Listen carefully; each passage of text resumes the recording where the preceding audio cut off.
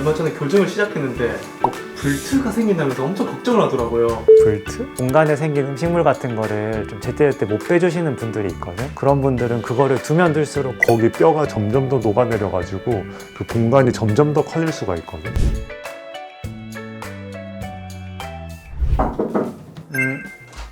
지금 제 친구가 얼마 전에 교정을 시작했는데 불트가 생긴다면서 엄청 걱정을 하더라고요. 불트? 네, 그래서 그 불트가 뭔지 설명해 줄 수 있으세요? 블랙 트라이앵글 말하는 건가? 뭐 그건 것 같아요. 아, 그걸 줄여서 불트라고 하는 거야? 네. 이상한데? 블랙 트라이앵글이 까만색 삼각형이잖아. 네, 그게 뭐예요? 그 치아 사이에 공간이 좀 생겼을 때 그게 이제 까만색 삼각형처럼 생긴 것처럼 보이는 게 있거든. 그거를 이제 우리가 블랙 트라이앵글이라고 불러. 그러면은 그 평생 입에 구멍이 생긴 채로 살아야 되는 거예요? 그렇다기보다는 거기는 이제 치아 주변에 공간이 생긴 거니까 그거를 너무 그냥 그대로 놔두면은 이제 음식물 같은 게 계속 껴가지고 더 안 좋아질 수가 있거든.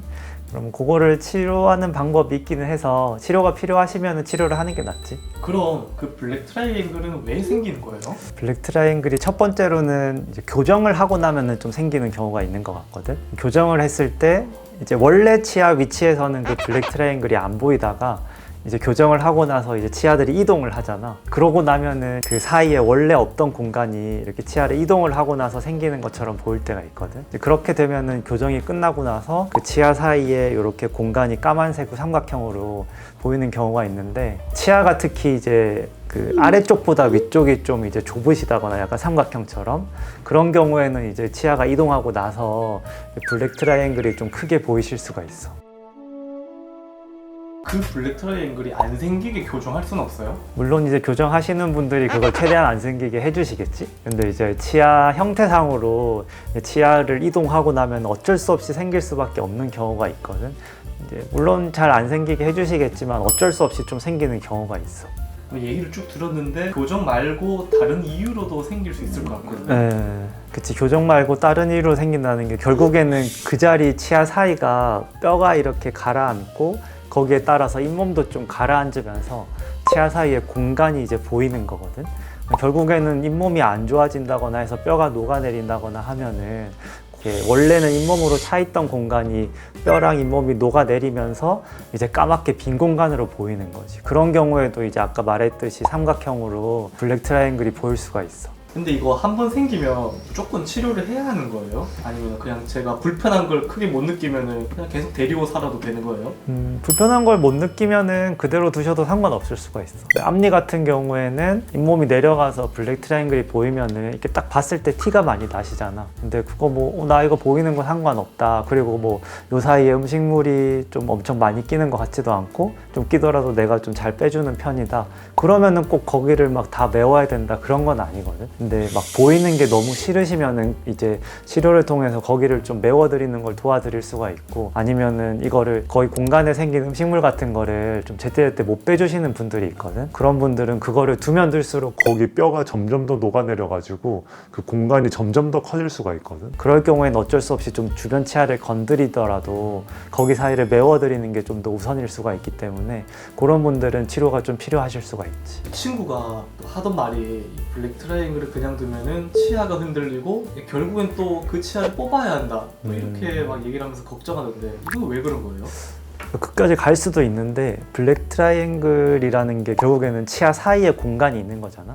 그러면 이제 거기에 음식물 같은 게 좀 잘 낄 수가 있겠지. 근데 그런 공간에 음식물이 끼는 거를 그대로 계속 두고 그게 계속 누적이 되면은 또 걔가 이제 치아 사이 공간을 이제 뼈를 녹아내리게 하면서 더 크게 만들 수가 있거든. 그리고 이 뼈가 좀 많이 녹아내리면은 치아를 잡아주는 뼈가 없어지는 거잖아. 그럼 이제 결국에는 뼈가 치아를 못 잡아주기 때문에 치아가 흔들릴 수가 있고, 극단적으로 가면은 치아를 뽑으셔야 될 수도 있지.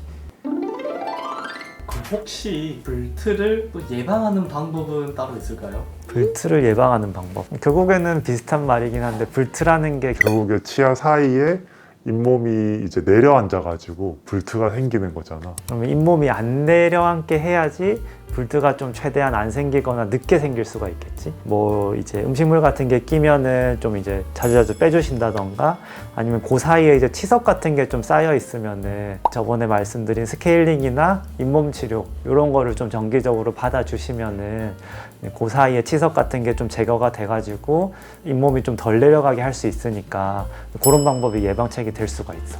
예방 말고 이미 불트가 생겼다면은 좀 쉽게 좀 처리할 수 있는 방법은 없어요? 블랙 트라이앵글이라는 거는 주로 환자분들이 내가 어금니 쪽에 블랙 트라이앵글이 생겼다 이런 경우는 잘 없거든. 왜냐하면 잘 안 보이니까 어금니 쪽은 있더라도 실제로 보통 이제 환자분들이 말씀하시는 그 까만 공간이 보이는 거는 어금니 쪽보다는 앞니 쪽 있잖아. 앞니 쪽이 아무래도 이렇게 잘 보이니까 거기가 이제 막 까맣게 보이고 하면은 좀 싫으시니까 그 부분을 많이 말씀하시거든. 그래서 블랙 트라이앵글 치료 방법은 결국에는 까맣게 보이는 방법을 메우는 거잖아. 그게 이제 레진으로 할 수도 있고 아니면은 라미네이트로 할 수도 있고 이제 조금 더 치아를 많이 깎아가지고 크라운으로 할 수가 있는데 그거는 좀 블랙 트라이앵글 크기 나거나 뭐 범위나 이런 거에 따라서 좀 달라질 수가 있을 것 같아.